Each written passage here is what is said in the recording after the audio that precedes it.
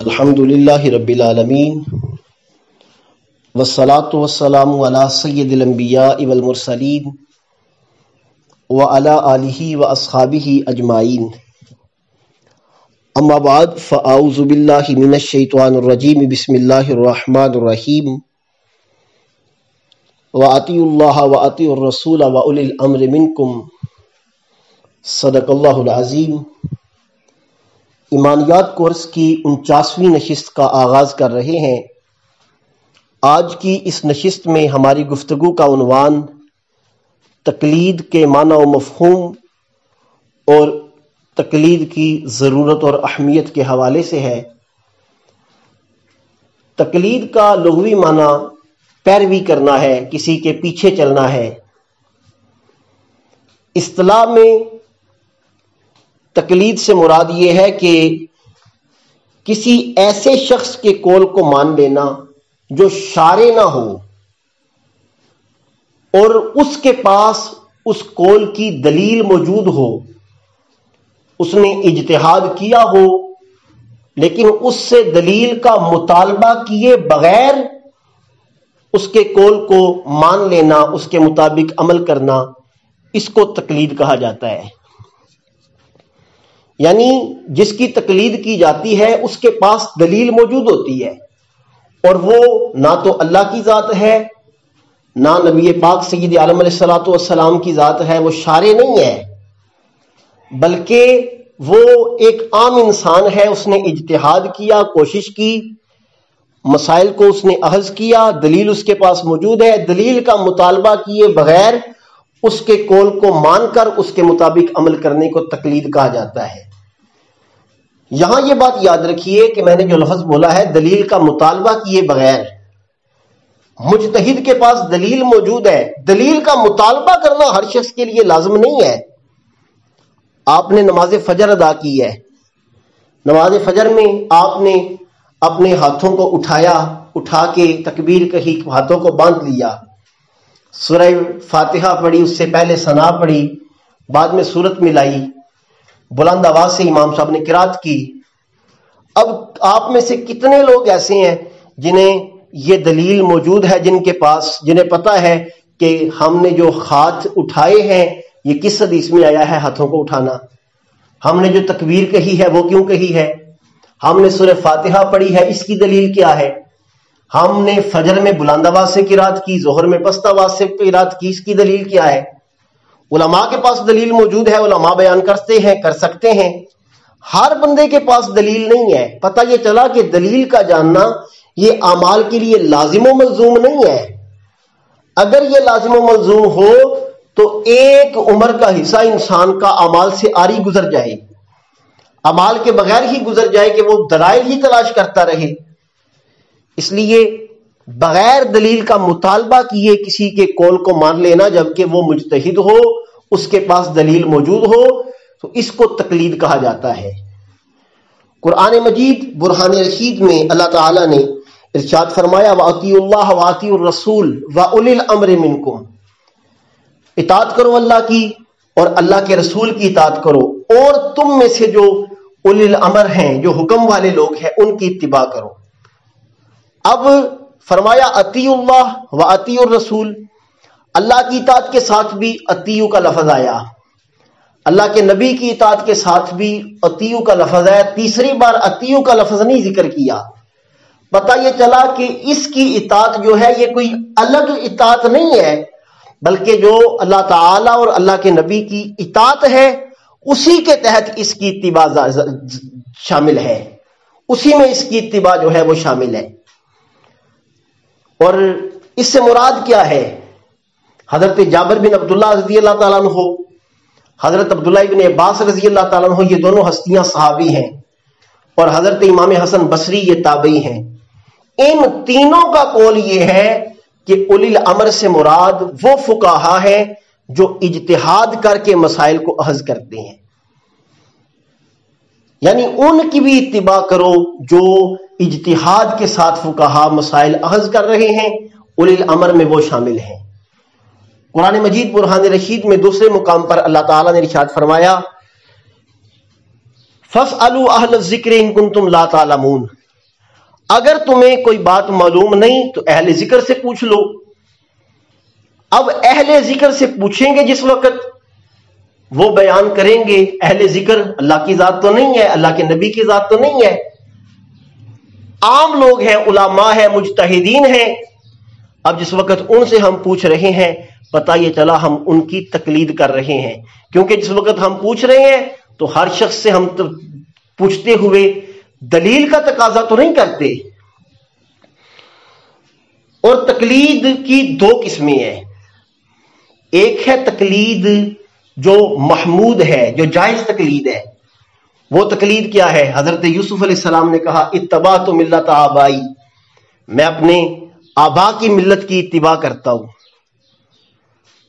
میں آبا کے پیچھے چلتا ہوں۔ اور دوسری تقلید جو فاسد ہے، جو مذموم ہے، جس وقت مشرکین سے کہا کہ تم اسلام کو قبول کرو، انہوں نے کہا حسبنا ما وجدنا علیہ آباءنا، ہمارے لیے وہ کافی ہے جس پر ہم نے اپنے آبا کو پایا ہے۔ اب ادھر بھی آبا کی پیروی، ادھر بھی آبا کی پیروی، لیکن وہ ہے تقلید جائز۔ کیوں؟ کیونکہ ان کے آبا نیک ہیں، اللہ کے نبی ہیں، اور ادھر آبا جو ہے وہ مشرک ہیں، دین سے دور ہیں، گمراہ ہیں، ان کی جو اتباع ہے، ان کے پیچھے چلنا جو ہے وہ جائز نہیں ہے۔ اور تقلید کن مسائل میں ہوتی ہے یہ بھی جاننا لازمی ہے۔ تقلید ان احکام میں نہیں ہوتی جو بدیہی ہیں، جنہیں صراحتاً بیان کر دیا گیا ہے۔ نماز فرض ہے، اب نماز اس لیے فرض نہیں کہ امام اعظم ابو حنیفہ نے کہا ہے، بلکہ اللہ تعالیٰ نے فرض کی ہے۔ زکوٰۃ فرض ہے، اس میں تقلید نہیں ہے۔ عقائد میں تقلید نہیں ہے۔ شراب حرام ہے، اس لیے حرام نہیں کہ امام اعظم ابو حنیفہ نے کہا ہے کہ شراب حرام ہے۔ یہ ایسے احکام ہیں جو قرآن و حدیث میں موجود ہیں، جن کا معنی و مفہوم واضح ہے۔ تقلید ان احکام میں ہوتی ہے جن کے معنی مضمر ہوں، پوشیدہ ہوں، ہر شخص ان تک نہ پہنچ سکتا ہو، اور مجتہد اجتہاد کے ساتھ ان کے معنی کی تلاش کرے۔ اس کی مثال قرآن مجید میں اللہ تعالیٰ نے ارشاد فرمایا للمطلقات یتربصن بانفسہن ثلاثۃ قروء، کہ جس عورت کو طلاق دی جائے وہ 3 قروء تک اپنے نفس کو روکے رکھے، 3 قروء تک جو ہے وہ اپنی عدت پوری کرے۔ اب قروء کا لفظ جو ہے یہ قرء کی جمع ہے۔ قرء ماہواری کے ایام حیض کو بھی کہا جاتا ہے، اور قرء حیض ختم ہونے کے بعد جو طہر کے ایام ہوتے ہیں، پاکیزگی کے ایام ہوتے ہیں، انہیں بھی کہا جاتا ہے۔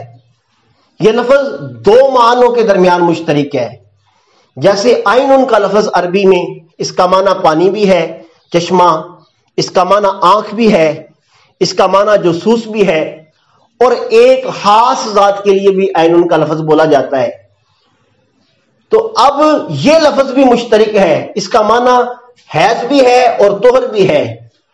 اب مجتہدین محنت کریں گے، دیکھیں گے، سمجھیں گے، قرآن و حدیث سے رہنمائی لیں گے، اور یہ فیصلہ کریں گے کہ اس قر سے مراد کیا ہے۔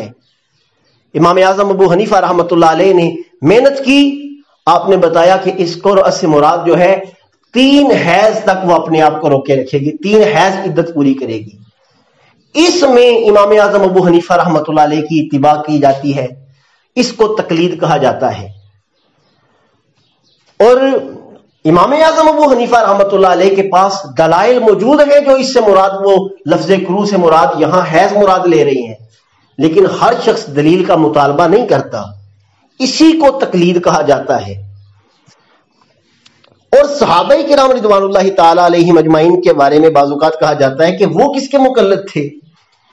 تو صحابہ کرام کے بارے میں یاد رکھیے کہ صحابہ کرام کے ایک تعداد 150 کے قریب صحابہ کرام ایسے تھے جو صاحب فتویٰ تھے، جو فتویٰ دیتے تھے، مجتہد تھے، اور باقی جو صحابہ کرام تھے وہ مقلد تھے، وہ ان کی تقلید کرتے تھے جو صاحب فتویٰ تھے۔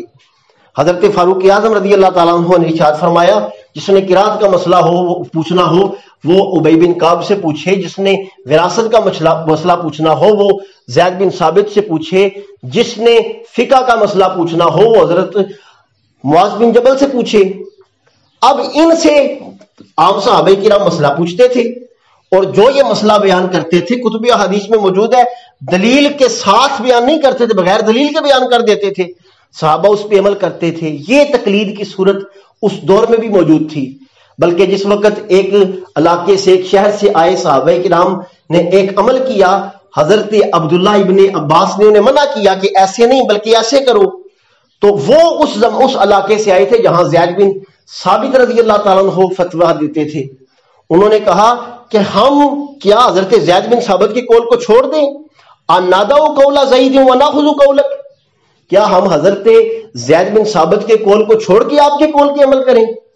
پتا چلا کہ صحابہ کرام بھی اپنے مجتہدین کی تقلید کیا کرتے تھے۔ اب ہم صحابہ کرام کی تقلید کیوں نہیں کرتے؟ ایک سوال پیدا ہو سکتا ہے، ہم ان کی تقلید کیوں نہیں کرتے جن کی صحابہ کرتے تھے؟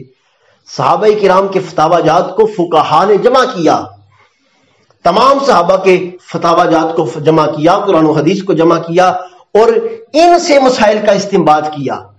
اب جو فقہا مسائل کا استنباط کر رہے ہیں اس میں صحابہ کے فتاوی جات شامل ہیں، اور انہوں نے فقہ کو مدون کیا، اور اس کی ترویج ایسے ہو گئی کہ اب ہمارے پاس جو ہے وہ مذاہب فقہیہ موجود ہے، ہم اس کے مطابق عمل کر رہے ہیں۔ جس وقت ہم اس پہ عمل کرتے ہیں تو یہ تقلید ان اقوال کی تقلید بھی ہے جو صحابہ کرام کے اقوال ہیں۔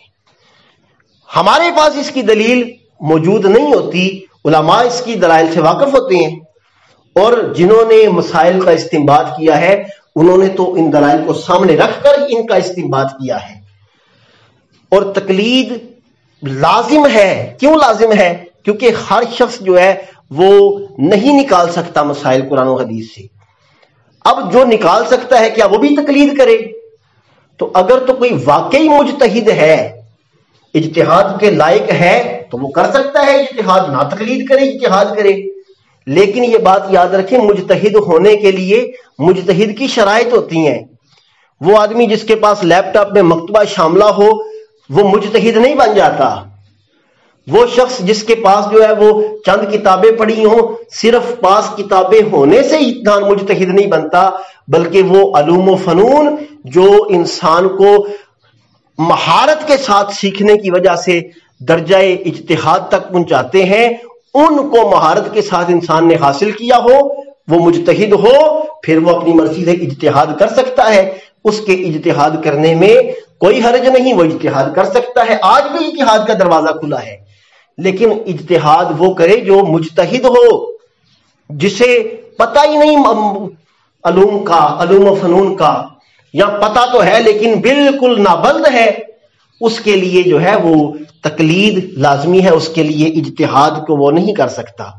یہاں ایک مثال میں آپ کے سامنے پیش کرتا ہوں کہ محدثین کیسے اجتہاد کریں، فقہا کیسے اجتہاد کرتے ہیں۔ ایک حدیث مبارکہ ہے، نبی اکرم سید عالم علیہ الصلوۃ والسلام کے صحابی حضرت ابو سعید الخدری رضی اللہ عنہ روایت کرتے ہیں۔ آپ فرماتے ہیں کان النبی صلی اللہ علیہ وسلم یتودع من بئر بدا، کہ نبی پاک علیہ الصلوۃ والسلام بئر بدا سے وضو فرمایا کرتے تھے۔ ایک صحابی نے عرض کی یا رسول اللہ صلی اللہ علیہ وسلم، یہ تو ایسا کنواں ہے جہاں بعض اوقات مردار پڑے ہوتے ہیں، بعض اوقات ماہواری ایام کی جو خواتین کے پلتے ہوتے ہیں، جو ان کے کپڑے ہوتے ہیں ناپاک، وہ وہاں پہ پڑے ہوتے ہیں۔ نبی پاک علیہ الصلوۃ والسلام نے فرمایا ان الماء لا ينجس، پانی ناپاک نہیں ہوتا۔